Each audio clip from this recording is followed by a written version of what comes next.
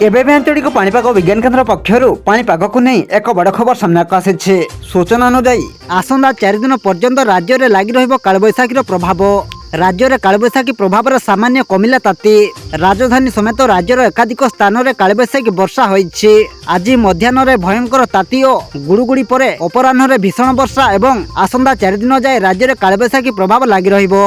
विभिन्न जिला को वर्षा पवन पर येलो वार्निंग एवं ऑरेंज वार्निंग जारी करा जायछि। तेबे आसंतु आजिर पाणीपाग विस्तृत खबर उपर नजर पकाइबा, किंतु ता पूर्वरु वीडियो को गोटे लाइक करंतु एवं वीडियोटी को आपण मानक सांगसाथी मानक बहु मात्रा रे शेयर करंतु। जदि आम चैनल रे आपण प्रथम थर वीडियो देखुछंती ताहले एबे ही चैनल को सब्सक्राइब करी पाखरे थिबा बेल आइकन को प्रेस करी ऑल नोटिफिकेशन ऑन कर रखंतु, जहा द्वारा आगो को एमिति पाणीपाग संबंधी लेटेस्ट अपडेट आपण माने सर्वप्रथम आम चैनल माध्यम रे पाई परिबे।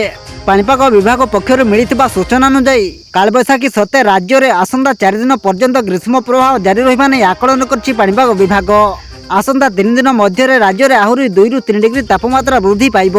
सेपटे 6 ରୁ 8 दिन मध्य ओडिशा छुईब मौसुमी। पाणीपाग स्थिति अनुकूल होबार संभावना रही। ओडिशार किछि अंचल को दक्षिण पश्चिम मौसुमी वायु अग्रसर होई पारे, अर्थात जून 10 तारिख रु 12 तारिख मध्य मौसुमी ओडिशा छुईब बोली आकलन करछि भारतीय पाणीपाग विभाग।